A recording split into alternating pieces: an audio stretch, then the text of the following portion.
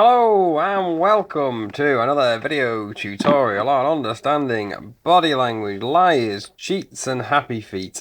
Well, I have had a break for a month now. I've had a great time while I've been off. I've enjoyed a very good birthday. Spent a lot of good quality time with the family. I'm rested. I'm recharged. I've done a ton of studying and I'm looking back to coming back to understanding body language and hopefully taking the world by storm this time. I hope so anyway. So, I've done about 40 odd videos, and I've had so many requests while I've been away. Can you look at this? Can you look at that? So the one I'm picked out for you to start with is somebody called Dave, with the Michael Jackson interview he did a while ago. So what I'm going to look at here is Dave's body language, because I've had countless emails asking, is this Michael Jackson? So, what I'm going to do, I'm going to start it from the beginning. It's only a 5-minute video. We're going to see if we can spot anything untoward, or we can see if Michael Jackson's body language leaks out. Down here in Los Angeles, Miko Brando, who was with us almost every night after this untimely passing, longtime Michael Jackson friend attending the funeral. Yeah. And Dave, yes, that's his name, Dave. He was David. So this is Dave. Okay, now then, a lot of people seem to think this guy is Michael Jackson in disguise. That Michael Jackson, in fact, he didn't pass away. This is him incognito. So let's have a look. See. And Dave, yes, that's his name, Dave. He was David Rothenberg. He was set on fire in 1983. He suffered, as you can see. So all I noticed there is he's just leaning back into his chair. Don't read too much into that. I'm trying to read as much of these posts as I can. People saying that leaning back into your chair is indicative of stress and deception. I wouldn't say so in this case. Watch how he just sits down. 1983, he suffered, as you can see, terrible scars. Michael Jackson befriended him and paid for a lot of his surgeries. Dave is also attending the burial. Why Dave? Well, to liberate myself from the confines of my father's criminality. Now, the first thing I noticed straight away when I watched this video back, I was in amazement. For about 5 seconds, I couldn't believe what I was hearing, because this guy's voice sounds so much like Michael Jackson's. It's unbelievable. I couldn't believe it. The first time I heard this, I actually had goosebumps. I was like, my God. Well, to liberate myself from the confines of my father's criminality. He caused the fire? Yeah. He is a criminal, and he caused all this. So what we've got there is an example of a speech error. However, I don't think it's indicative of deception, because obviously you can see the physical burns on Dave. So he listen is again. a criminal, and he Pause. caused all this. So there's something he's not telling us there. That's why he had a speech error. Potentially the truth might be something else, but he might not be not want to talk about that live on TV. So that's why he had a speech error there, which allowed for something called additional cognitive processing, allowing for more thought. Came in via a speech error and a speech pause. To free myself of his name and his legacy, I decided to become my own person through changing my name. We'll find out how Michael helped you, but Miko, is that a typical story of Michael helping people like this? Absolutely. When he would hear about stories of people in need or needed help, and when we watched the news together, he'd reach out to them, send them a basket, send them a note, get well or whatever. Okay, so there's nothing much to read with that guy there. Okay, he's just going through the motions, being very neutral. No inconsistent facial expressions. He heard about me, and he had contacted me and wanted to meet me. How old were you at the time? I was about 7 years old at the time. And were you in the hospital? So what we're using there is mirrored language. So everything the interviewee asks here, he mirrors the words back. Listen again. Wanted to meet me. How old were you at the time? I was about 7 years old at the time. And were you in the hospital? I was not in the hospital. So we're about 7 years old, so he's actually answering the questions directly, which is good. The interview is not asking compound questions, where you're asking more than one question in the same sentence, so that's good. I was in interim, back and forth from surgery. So we noticed there is a widening of the eyes. Look at that one there. Look at the eyelids immediately go up. Not in the hospital at the time. I was in interim, back So and there we are. forth. So tensing of the upper eyelids. And what did he do for you? Well, basically, he befriended me. He took me into his life, which is very rare for Michael to do. But he opened up his arms to me. No, and that statement there, has got my alarm bells ringing. How would he know what Michael does or doesn't do? for you. Well, basically, Listen he again? befriended me. Okay. He took me into his life, which is very rare for Michael to do. But So that that's a very difficult statement because you would not know somebody that well to make that statement. So if he doesn't quite understand what he opened up means his there, arms to me and accepted me as a very good friend of his. And okay, throughout that's the good. years, So that he statement there has got my alarm never bells let me ringing. go. I believe that's the hearse carrying the body into Forest Lawn. He will be interred. It looks like a beautiful place to have for him, Miko. It was very nice. It was very nice. Come out. Yeah, we're going to be showing you close up of that. That is Forest Lawn. Were you surprised, Dave, to hear from him when you were 7? Oh, it's a very interesting story, Larry. It was. So that question needed a yes or no answer. We didn't get that. And we move instinctively onto the story. It's a very interesting story, Larry. It was kind of the. So again, we've got an example of a false start there. We move very from. Interesting story, Larry. It was kind of. It was kind of So he's not quite sure what he's going to say here again. His Encino house was very impromptu. So what we're looking for here is remembered. He wants to remember what happened. So let's see how his speech errors, let's see if they're consistent with his facial expressions when he's talking about something that actually happened. So let's have a look at Davy Dave's speech tone here and his speech style. It was very impromptu, and it was kept a secret by my mother. And I had always been kind of a admirer of his, not a fan per se, but I always loved his music. And my mother surprised. So that is a contradictory statement. Move back. Listen to what he says. That's the exact words he uses. Kind of a admirer of his, not a fan per se.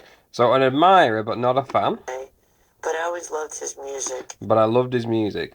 So unless he's talking about his acting, there's not a lot else there that we can read about that, because Michael Jackson obviously did a lot of showmanship and a lot of music, but he was more noted for his music. So by saying he's not a fan of somebody but actually loved the music, is he talking about him personally? What's Davy Dave really mean there? And my mother surprised me one day and brought me up to Neverland. And I entered an arcade, and there were all these Paul McCartney records all over this, The Girl Is Mine, and, this and that. And I remember sitting down, and at the time, my favorite video game was Pole Position. So what we're noticing here is Davy Dave is ducking and diving like a boxer. Head goes from there, The Girl Is Mine, and then he moves it back to the start. Then he moves it, he shifts it to the other way. And at the time, my favorite there we go. Video games. So he's ducking and diving here. Pole Position, and I was playing Pole Position, and I felt a little tap on my shoulder, and I turned around, and there was Michael. And you know what, Larry? At that moment, we embraced, and that embrace never ended throughout our whole entire friendship. So I think that passage there from Davy Dave is the God's honest truth. I can't see any signs that he's lying about that particular statement. Everything's in the right place. And he uses different speech styles to get his point across as well. And we do that when we're telling the truth. So I think that whole passage of how Davy Dave met Michael is the truth. We embraced, and that embrace never ended throughout our whole entire friendship. Dave, what don't we know about him we should know? Well, I believe what people fail to realize is that Michael was a human being. Throughout the years, I think he was kind of stigmatized by the media. And I believe that was... So there's the problem. Unable to process information. So remember how fluent Davy Dave was when he was talking about something that actually happened, about how he met Michael all those years ago. But when he's trying to remember Michael here, he goes to pieces. Stigmatized by the media. And I believe that was... So what we've got here is an example of a that wasn't really 6-second pause, which doesn't enable him to think, because if he goes back, he goes to really, and then back to Watch it again. Helpful to him nor to So that is a hot question for Davy Dave. anybody around him. I believe that We can see he's not overly stressed because the way he spoke before about remembering something, he was consistent. There was very little speech errors. Everything was in the right place. But now he's gone to bits. Michael was a great person. He has never hurt a soul. And I am happy to have been his friend for all these years and been a dedicated friend. Amico, how do you explain what Michael did for Dave? That's just the kind of human being he was. So what we've noticed there instinctively, he goes for the arm fold. Watch him. Dave. That's just the kind of human being he was. There you go. So something's going on here. Maybe there's something that's not been discussed that these two know about. From the day he met Because him. we've seen a sudden change in paralinguistic communication, so how things are being delivered. They became friends. Michael helped him through the years, and that's the kind of person Michael was. I mean, he loved a lot of people. He'll be missed and loved by a lot of people. Did he pay for a lot of your medicals? Actually, he did not pay for my medical. My mother had great insurance at the time. So what did he do? Michael offered a lot of emotional support for me. He was there for me whenever I needed to talk to him. He opened up Neverland to me as a means to get away. Metaphorically, he was almost like a father that I never had. Well said. Right, okay, so that's the end of the interview. Let me just scoot back to the bit that caused Dave the most stress, and I'll give you my final thoughts. And I felt a little tap on my shoulder.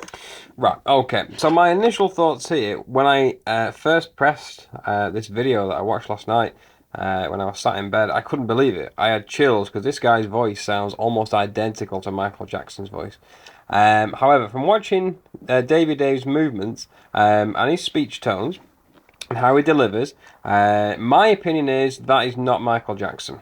That's just my opinion based on what I see in front of me, based on his body language, his paralinguistics, his speech errors. Michael Jackson made a lot of the gestures like things like this, which I've covered on my other videos, but obviously Davy Dave doesn't make those gestures. Obviously, if you look at Dave's fingers as well, they're quite severely burnt and slightly disfigured. But people say that the disfigurement on Dave's face is indicative of covering up the scars of the surgical procedures Michael's had on his face. However, from my body language perspective and his statement analysis and his paralinguistic communication, I see that this is not Michael Jackson. And this video has had 1 million views on it. I think the Davy Dave community, roughly on YouTube, is looking at about 10 million people have viewed videos like this and Michael Jackson's alive videos and things like that. Draw your own conclusions whether Michael Jackson is alive or dead. Personally, I think he has passed on. I do not think this is Michael Jackson, and I think Davy Dave has got his own identity. His voice does sound very similar to Michael's, there's no denying that, but I think his movements are not indicative of Michael's, and I do not think that 1 second that is Michael Jackson. So with that in mind, I am back. So if you'd like to join my body language page on Facebook, it's Understanding Body Language Liars, Cheats and Happy Feet. I've had a month off, and now I'm back to do some more videos. Thank you for all your texts and comments while I've been away about getting a webcam. I've got a HD phone like this. I enjoy doing videos like this, but I'm sure in the not too distant future I'll get a webcam and make these videos a little bit better with some text and stuff like that. But for the time being, I'm enjoying what I'm doing. So there you go. So from everybody here at Understanding Body Language Liars, Cheats and Happy Feet, I hope you enjoyed that, and I look forward to speaking to you all soon. So take care, and bye-bye for now.